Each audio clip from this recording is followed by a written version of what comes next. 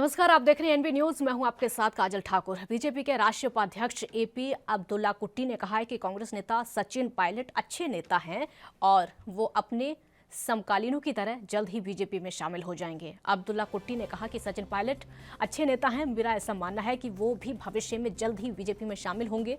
उन्होंने जयपुर में बीजेपी अल्पसंख्यक मोर्चा की प्रदेश कार्य समिति की बैठक में शामिल होने आए थे। और आपको ये भी बता दें कि सचिन पायलट के बीजेपी में शामिल होने की अटकलें तब भी लगी थी जब 1 साल पहले उनके नेतृत्व में कुछ विधायकों ने राजस्थान के मुख्यमंत्री अशोक गहलोत के नेतृत्व के खिलाफ बगावती सुर अपना लिए थे और ज्यादा तेज कर दिए थे। हालांकि पायलट ने इस तरह की किसी भी संभावना को खुद सिरे से खारिज किया है। इस साल जून में बीजेपी नेता रीता बहुगुणा जोशी ने कहा था कि उन्होंने कथित तौर पर नाराज चल रहे कांग्रेस नेता से बीजेपी में शामिल होने को लेकर बात भी की है। इस पर तंज कसते हुए पायलट ने कहा था कि हो सकता है कि बीजेपी के नेता ने सचिन तेंदुलकर से बात की हो और बहुगुणा में उनसे बात करने की हिम्मत नहीं है। वहीं अब्दुल्ला कुट्टी ने कहा है कि ये झूठ है, बीजेपी मुसलमानों के खिलाफ है। उन्होंने ये भी कहा कि ये झूठ है कि बीजेपी मुसलमानों के खिलाफ है। हमारे आदरणीय आरएसएस प्रमुख मोहन भागवत स्पष्ट रूप से कह चुके हैं कि मुस्लिम और हिंदू एक हैं और उनका डीएनए भी एक ही है।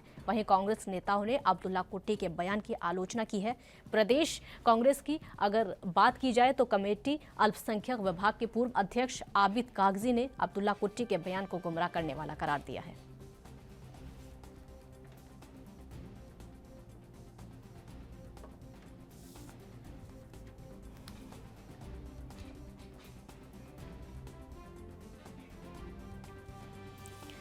कांग्रेस का विवाद थमने का नाम नहीं ले रहा है। राजस्थान में इस समय जैसा विवाद चल रहा है, सचिन पायलट और अशोक गहलोत के बीच का विवाद किसी से थमा हुआ नहीं है। जो विवाद इस समय चल रहा है, हालांकि अब से नहीं, ये लगभग पिछले 1-1.5 साल से चल रहा है। कयास कई बार लगाए गए हैं।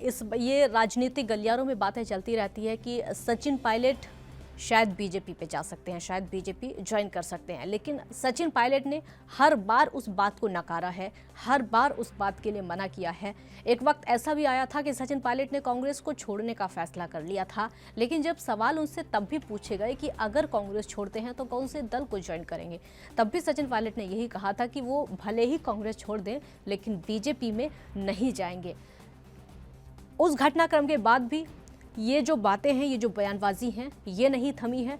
आज भी खबरें यही चल रही हैं कि शायद सचिन पायलट बीजेपी में जा सकते हैं, क्योंकि कई ऐसे बड़े बड़े नेता हैं जिनका पीढ़ियों से कांग्रेस के साथ नाता रहा है, पीढ़ियों से कांग्रेस के साथ में बने हुए हैं, वो बीजेपी में चले गए हैं। कई ऐसे उदाहरण इस समय हमारे देश की राजधानी में है, चाहे वो ज्योतिरादित्य सिंधिया हो, उनका पीढ़ियों से नाता रहा है कांग्रेस के साथ, वो बीजेपी में शामिल हो गए। हालांकि अब तो उनको मंत्री पद दे दिया गया है।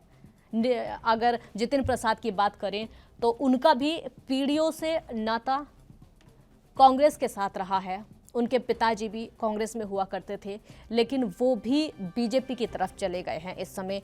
तो कई ऐसे दिग्गज हैं, कई ऐसे कांग्रेस के नेता रहे हैं जिनका पीढ़ियों से तो नाता रहा है, लेकिन अब वो उस नाते को तोड़कर बीजेपी में जा चुके हैं।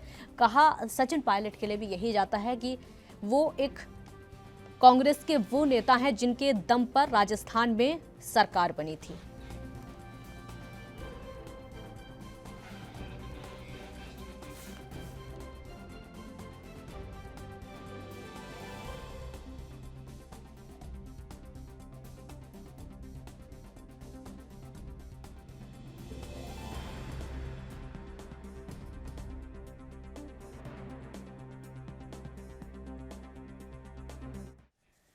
इस मुद्दे पर चर्चा करने के लिए 2 खास मेहमान इस समय हमारे साथ जुड़े हुए हैं। अरविंद विद्रोही वरिष्ठ पत्रकार हैं, बहुत स्वागत है आपका। संदीप चौधरी राजनीतिक विश्लेषक हैं, आपका भी बहुत बहुत स्वागत है। अरविंद जी, शुरुआत आपसे ही करते हुए, ये जो विवाद है राजस्थान का, वो थमने का नाम नहीं ले रहा है। कई बार पहले भी ऐसा हो चुका है, खबरें चली है कि सचिन पायलट शायद बीजेपी में जा सकते हैं। हालांकि सचिन पायलट ने हर बार इस बात को नकारा है, लेकिन ये खबरें खत्म नहीं हो रही हैं। आपका रिएक्शन?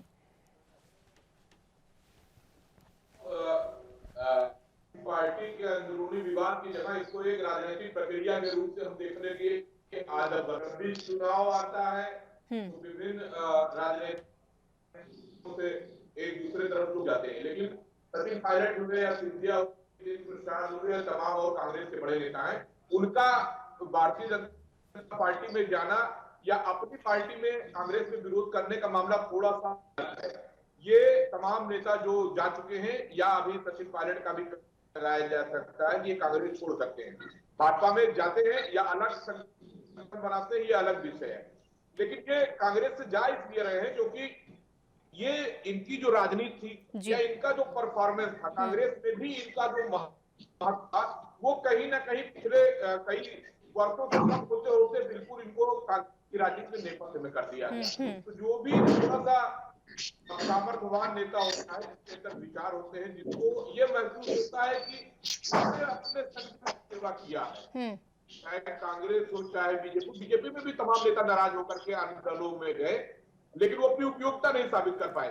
जबकि भारतीय जनता पार्टी पिछले 2 चुनाव से, लोकसभा चुनाव से कांग्रेस सहित और भी बड़े दल, उत्तर प्रदेश की बात करें तो समाजवादी पार्टी और बड़े बड़े नेताओं को जिनका जनपद में अपना विशेष महत्व था, उनको उन्होंने कांग्रेस में ज्वाइन कराया, टिकट भी दिया या महत्वपूर्ण, और उनकी राजनीतिक पकड़ और उनकी सेवाओं का, उनकी समझ का भरपूर भारतीय जनता पार्टी ने किया।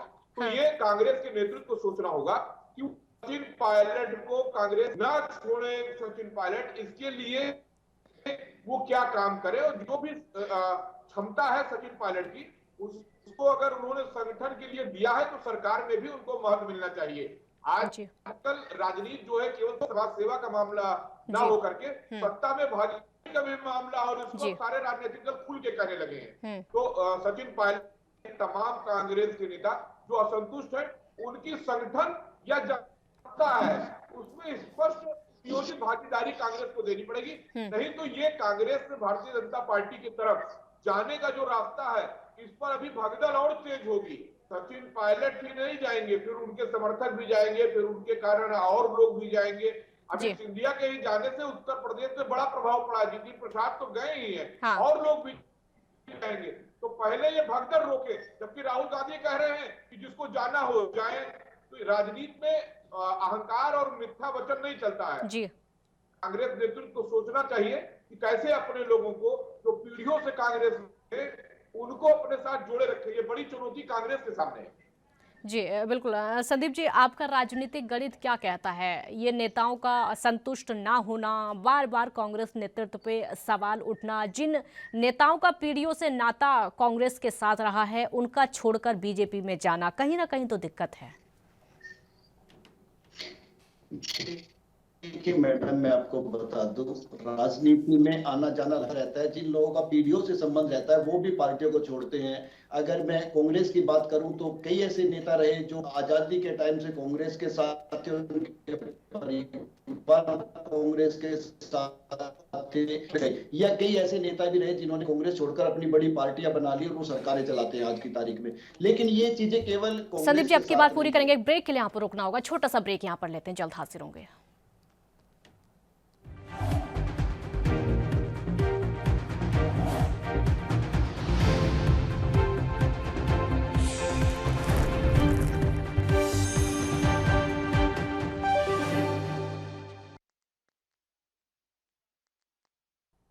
ब्रेक के बाद एक बार फिर स्वागत है आपका। सचिन पायलट के बीजेपी में शामिल होने की खबरें थमने का नाम नहीं ले रही है, हालांकि सचिन पायलट बार बार इस बात को नकारते हैं। संदीप जी, अपनी बात पूरी करिए आप। देखिए मैं बता दूं, जिस तरीके से सचिन पायलट को निशाना बनाकर विपक्ष पर सरकार के लोग निशाना साधते हैं, उसमें कहीं ना कहीं वो कांग्रेस की एक दुखती रग पर हाथ रख देते हैं, या ये कहिए कि वो आग में घी डालने का काम करते हैं, क्योंकि ये चीज समय समय पर बाहर निकल के आती है। और जिस तरीके का चीजें हमने सचिन पायलट वर्सेस कांग्रेस के बीच में या गहलोत साहब के बीच में देखने को मिली थी, ऐसी चीजें लगभग सभी पार्टियों में होती है। लेकिन जब भारतीय जनता पार्टी के नेता राजस्थान के दौरे पर होते हैं और जयपुर में होते हैं, तो वो इस तरीके की बातें कहकर कहीं ना कहीं राजनीति को हवा दे देते हैं, फिर उन पर राजनीति होती है। जबकि ये चीज आज की तारीख में तो कम से कम हकीकत से दूर है। आने वाले समय को राजनीति में कोई नहीं जानता किसको कब पार्टी छोड़नी पड़ जाए, किसको कब कौन सी पार्टी ज्वाइन करनी पड़ जाए। लेकिन आज की तारीख में ये एक हवाई फायर है, केवल एक डिस्कशन का मुद्दा है, और इससे ज्यादा मैं इसको कुछ नहीं मानता। विद्रोही जी, जैसा कि संदीप जी भी बोल रहे हैं कि बीजेपी के नेता ये सुर्खियों में आने के लिए ज्यादातर ऐसा करते हैं। हालांकि सचिन पायलट अगर इस बात को बार बार नकारते हैं तो जाहिर सी बात है इसके पीछे कुछ ना कुछ होगा। लेकिन कई बार हमने देखा है, सिर्फ अब नहीं पहले भी हमने बीजेपी के कई नेता हैं उनकी तरफ से ऐसा सुना है कि वो बीजेपी में आ सकते हैं। सचिन पायलट के लिए बार बार कहा जाता है, सिर्फ सुर्खियों में आने के लिए। क्या लग रहा है आपको? देखिए, सचिन पायलट की जो बार बार भारतीय जनता पार्टी में आने की बात उठती है, वो क्यों सुर्खियों में आने के लिए हो सकता है। राजस्थान के कोई नेता इस तरह का बयान दे करके ये साबित करना चाहते हो और मीडिया में बताना चाहते हो कि उनको अंदर खाने की बहुत जानकारी रहती है, इसी कारण उनको कवरेज मिल जाता हो। सचिन पायलट सहित तमाम कांग्रेस के नेता जो असंतुष्ट हैं, तो वो भारतीय जनता पार्टी में जाएंगे अगर वो सत्ता में भागीदारी चाहते हैं तो। नहीं, अपना महत्व अगर दिखाना चाहते हैं, अपनी राजनीतिक जमीन को बनाए रखना चाहते हैं, वो नहीं चाहते हैं कि कांग्रेस में उन्होंने सेवाएं दी लेकिन कांग्रेस का नेतृत्व किसी और को उनके ऊपर थोप दे रहा है, तो वो अलग रास्ता अपनाएंगे, भले ही वो भाजपा में न जाए, कोई अलग करना है। ये पहले भी हो चुका है। महाराष्ट्र में एनसीपी इसीलिए बनी, बंगाल में, पश्चिम बंगाल में ममता बनर्जी इसीलिए कांग्रेस में अलग हुई, उसके पहले भी तमाम लोग कांग्रेस से अलग हुए, उत्तर प्रदेश में भी, और बड़े नाम एनडी तिवारी भी अलग हुए थे। हाँ। कांग्रेस में ये परंपरा है, और कांग्रेस में ही नहीं, भारतीय जनता पार्टी में भी तमाम नेता जब अपने संगठन में किसी कारण से असंतुष्ट होते हैं, चाहे संगठन पद न मिलने से, चाहे सत्ता में महत्व न मिलने से, तो अलग होते हैं। जो है स्थिर नहीं रहती। राजनीति एक निरंतर प्रक्रिया है, एक दिन का खेल या मनोरंजन नहीं है, ये लगातार प्रक्रिया है। लोग अगर अपना महत्व नहीं दिखाएंगे तो उनको जो है महत्व नहीं मिलेगा। इस एक तो समर्पण का भाव होता है। अब जिन्होंने पीढ़ियों ने संगठन की सेवा किया, उनको अगर उनके अगर सोचो कोई आभास हो जाए कि हमको हमारी जो है पीढ़ियों की पार्टी में महत्व नहीं मिल रहा है, तो अपने राजनीतिक बचाव के लिए, अपने राजनीतिक महत्व के लिए, पद की प्राप्ति के लिए मैं स्पष्ट कह रहा हूं, इतने लोग बहुत बड़ा काम करता है कि हमको पद भी मिले जिससे हमारा महत्व बढ़ा रहे, तो वो दूसरे दल में चले जाते हैं। ये बिल्कुल अब ये राजनीतिक स्वाभाविक प्रक्रिया है। हाँ। इसको नकारने की जगह इसको स्वीकारना बिल्कुल स्पष्ट होगा। जा सकते हैं सचिन पायलट, अगर कांग्रेस उनको महत्व नहीं देगी तो वो कांग्रेस छोड़ेंगे। अब वो भाजपा में जाते हैं या राजस्थान कांग्रेस पर आते हैं, क्योंकि भी हो चुका है, कांग्रेस से अलग होकर के लोगों ने कांग्रेस के ही नाम से संगठन बनाया और सरकारें बनाई है, एनसीपी भी बनी है, बंगाल में भी बनी है और उत्तर प्रदेश में भी बन चुकी है। जी संदीप जी, कांग्रेस नेतृत्व को लेकर आपसे मेरा सवाल होगा, क्योंकि हम देखते हैं कुछ दिग्गज नेता है ही कहा जाएगा उनको, गुलाम नबी आज़ाद समेत भूपेंद्र हुड्डा, कई ऐसे नेता हैं जो कि जम्मू कश्मीर जाते हैं। उससे पहले उन्हीं नेताओं का सोनिया गांधी को चिट्ठी लिखना, बार बार नेतृत्व पर सवाल उठना, कमी तो है, थोड़ी बहुत तो कमी है जो बार बार सवाल उठते हैं। क्योंकि जब मीटिंग भी होती है तो कहा यह भी जाता है कि कुछ नेता सोनिया गांधी के करीबी होते हैं, कुछ नेता राहुल गांधी के करीबी होते हैं और कुछ प्रियंका गांधी वाड्रा के करीबी होते हैं। देखिए, मैं आपको एक चीज क्लियर कर दूं, राजनीति में एक सीढ़ी होती है और हर कोई एक किसी न किसी के करीब होता है। आप मंडल की राजनीति करेंगे तो मंडल के लोग जिले के लोगों के नजदीक होते हैं, जिले के लोग जो प्रदेश के लोगों के नजदीक होते हैं, प्रदेश के लोग राष्ट्रीय नेतृत्व के नजदीक होते हैं। और राष्ट्रीय नेतृत्व अगर आपस में नजदीक है, इसका मतलब उनकी बॉन्डिंग अच्छी है। और कोई भी पार्टी बिना बॉन्डिंग के नहीं चलती है, सब एक दूसरे के साथ जुड़े रहते हैं। कांग्रेस की चीजें बाहर आ जाती मीडिया के माध्यम से, इसलिए ऐसा लगता है। और जहां तक बात रही चिट्ठी लिखने की, इसको मैं दो एंगल से देखता हूं। अगर आप अपने टॉप ले चिट्ठी लिखते हो, इसका मतलब आपके पास आजादी है अपनी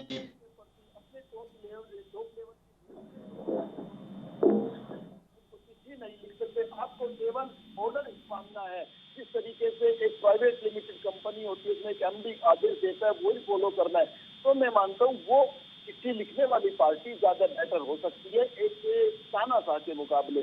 तो चिट्ठी लिखने की भी आजादी होनी चाहिए, नेताओं को अपनी बात रखने की भी आजादी होनी चाहिए। वो मानी जाएगी या नहीं मानी जाएगी, या पार्टी के समक्ष रखी जाएगी, दूसरे नेताओं से डिस्कशन किया जाएगा, ये पार्टी का मैटर हो सकता है। लेकिन इतनी आजादी होनी चाहिए सभी पार्टियों में कि उनके कार्यकर्ता या उनके पदाधिकारी का अगर कोई इश्यू रहते हैं तो वो अपने राष्ट्रीय नेतृत्व तक या तो मिलकर बात पहुंचाए या उनको चिट्ठी लिखकर अवगत कराएं। ठीक है, ब्रेक के लिए यहाँ पर रुकना होगा, जल्द हाजिर होंगे। छोटा सा ब्रेक यहाँ पर लेते हैं।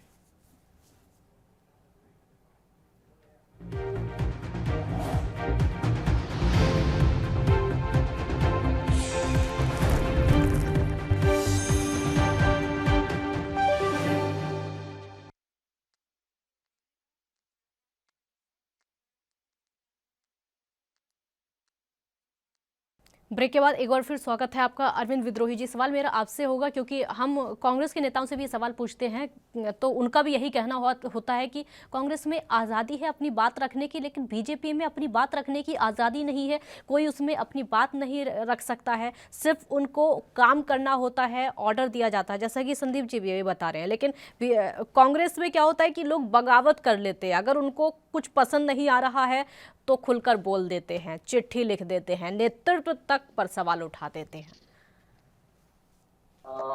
देखिए, ऐसा मेरा ऐसा मानना नहीं है।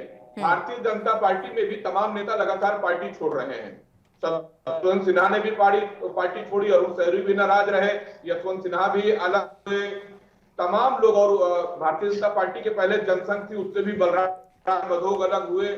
उस समय सुब्रमण्यम स्वामी अलग होकर जनता पार्टी बनाए थे, और जनपद से लेकर के हर जगह नेता। भारतीय जनता पार्टी में भी असंतुष्ट खेमा होता है। जिम्मेदारी होती है संगठन के नेतृत्व की। जब सत्ता में रहे तो सत्ता में सबको भागीदारी दे और सरकार के कामों के प्रचार प्रसार को जनता के बीच करने में संगठन लगावे, और जब विपक्ष में रहे तो सरकार को घेरने की रणनीति बनावे, साझा रणनीति बनावे, और अपने समर्थक कार्यकर्ताओं को और नेताओं में एक ऊर्जा भरे और उनको विश्वास दिलाए कि आप जो है हमारे मेन मुख्य किरदार आप हैं। चाहे जैसे राष्ट्रीय नेतृत्व की बात हो, प्रदेश की बात हो, जिले की बात हो, तालुके की बात हो, गांव की बात हो, हर स्तर पर लीडरशिप होती है। कलेक्टिव लीडरशिप की स्थापना करना संगठन नेतृत्व का काम होता है। देखिए, अंतर भाजपा और कांग्रेस की बात हुई। भारतीय जनता पार्टी में कई लेयर पर मीटिंग होती रहती है, हमने आपने देखा है। लेकिन कांग्रेस में मीटिंग अगर कहीं चर्चा में आती है तो एक तो CWC, हाँ, या फिर आती है कि सोनिया जी से प्रतिनिधिमंडल मिला, राहुल गांधी से प्रतिनिधिमंडल मिला, या प्रियंका जी से प्रतिनिधिमंडल मिला। कहीं ये नहीं आपने सुना होगा कि प्रदेश कार्यकारिणी की मीटिंग हुई, जिला कार्यकारिणी की मीटिंग हुई और अमुक निर्णय हुआ। मतलब सारा निर्णय या तो नेहरू गांधी राजवंश लेगा और या कांग्रेस की जो सर्वोच्च है वो। जबकि भारतीय जनता पार्टी में नियमित बैठक हो, निश्चित रूप से सारा निर्णय भारतीय जनता पार्टी का नेतृत्व लेता है। हाँ। लेकिन जो समाज में और कार्यकर्ताओं में मैसेज जाता है वो भाजपा और कांग्रेस में यह है कि भाजपा अपने कार्यकर्ताओं को विपक्ष में संघर्ष में, और जब सत्ता में रहती है तो सत्ता के संघर्ष में, सत्ता का जो सुख है वो सबको मिले, सत्ता की अनुभूति सबको हो। जो सचिन पायलट का मामला है वो यही है। विपक्ष में रहते हुए सत्ता के प्राप्ति के लिए, जनता के हित के लिए सचिन पायलट ने संघर्ष किया, लेकिन जब सत्ता का संघर्ष लेने की बात आई तो उनको आभास होता है कि उनको किनारे कर दिया गया। तो ये जो उनकी मानसिक स्थिति है, मानसिक असंतुष्टि का भाव है, ये दूर करने की जिम्मेदारी कांग्रेस नेतृत्व की है। इसके लिए भारतीय जनता पार्टी या कोई पत्रकार, राजनीतिक विश्लेषक या मीडिया जिम्मेदार नहीं है। आपके पीढ़ियों से साथ रहे लोग नाराज हैं, ये आप समझिए। जो गुलाम नबी आजाद हुए, कपिल सिब्बल हुए, आज के नेता नहीं है, ये पुराने। अगर ये कोई सलाह देते हैं तो उसको मनन करिए, ये मत कहिए कि जिसको जाना हो चला जाए। सब लोग चले जाएंगे तो बचेगा क्या? जी ठीक है संदीप जी, एक चीज़ और है जो कि पब्लिक को भी कंफ्यूजन रहता है, उनको भी आप समझा दीजिए क्योंकि समझना बहुत ज़रूरी है। क्योंकि लोगों को लगता यह है कि बीजेपी में जो फैसले लिए जाते हैं वो प्रधानमंत्री मोदी और अमित शाह लेते हैं, इन्हीं की वजह से पार्टी चलती है, ऐसा पब्लिक को लगता है। लेकिन उसके बावजूद भी कई लेवल की मीटिंग होती है। क्या दिखता कुछ और है, होता कुछ और है?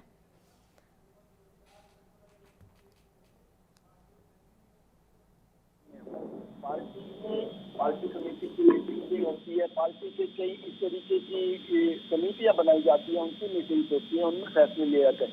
लेकिन आपको इसकी बहुत बड़ी और कड़वी सच्चाई बता दूं, किसी भी आप राजनीतिक दल की बात करें, अगर आप एक कांग्रेस की बात करेंगे तो टॉप लेवल पे पहले से फैसला हो चुका होता है। अगर आप बीजेपी की बात करेंगे टॉप लेवल पे पहले से फैसला हो चुका होता है। अगर आप समाजवादी पार्टी की बात करेंगे टॉप लेवल पे पहले से फैसला हो चुका होता है। अगर आप बसपा की बात करेंगे टॉप लेवल पे पहले से फैसला हो चुका होता है। लेकिन उस फैसले को सबके बीच में रखा जाता है, सबकी सहमति ली जाती है, ताकि लोगों को और अपनी पार्टी को एक मैसेज दिया जा सके कि हमारे यहाँ जो भी होता है वो सर्वसम्मति से होता है। बाकी सभी पार्टी का एक ही नियम, एक ही कायदा, एक ही कानून है। जी, ये कई बार हम देखते हैं कि विपक्ष में बगावत तो हो जाती है, लेकिन कुछ समय ऐसे होते हैं कि कई विपक्षी पार्टियां एक साथ आ जाती हैं। अभी हम कई बार तस्वीर देख चुके हैं। 2024 की तैयारी चल रही है, राहुल गांधी आते हैं, उनके साथ में कई विपक्षी पार्टियां साथ में आ जाती हैं, शिवसेना भी साथ में, आम आदमी पार्टी और टीएमसी के नेता भी साथ में आ जाते हैं। भले ही अपनी अपनी पार्टियों पर सवाल उठाएं, लेकिन जब एकता की तस्वीर का नंबर आता है तो सब लोग साथ में आ जाते हैं, और सबसे आगे राहुल गांधी। आ जाते हैं, लेकिन चुनाव में जाने पर लीडरशिप और होनी चाहिए। सवाल हर बार यही बनता है, जब भी का विरोधी दल बनता है। कांग्रेस की भी सत्ता थी तो जो सरकार बनी थी जयप्रकाश नारायण आंदोलन के बाद, संदीप जी आती हूँ, आवाज कम आ रही है। सवाल पर बिखर गई थी। जी जी जी जी, विद्रोही जी अपनी बात पूरी करिए, अभी आवाज नहीं आ रही थी संदीप जी की, बोलिए। तब भी जो है, जब भी सत्ता के खिलाफ कोई बंधन बनता है तो उसमें लीडरशिप का संकट आता है। जयप्रकाश नारायण का जो इंदिरा गांधी के समय वो भी सरकार प्रधानमंत्री के सवाल पर गिर गई थी। फिर जब विस्तार प्रताप सिंह बने तब भी प्रधानमंत्री के सवाल पर हुआ और सरकार गिर गई। फिर चंद्रशेखर जी बने गए, वो भी 4 महीने में कांग्रेस ने बनवाया, गिर गया। तो सबसे पहली बात है कि जब तक मजबूत विपक्ष का मजबूत नेतृत्व नहीं होगा तब तक जो है जनहित का संघर्ष खड़ा करके, हटा करके आप एक अच्छी और 5 साल की स्थिर सरकार कर पाएंगे।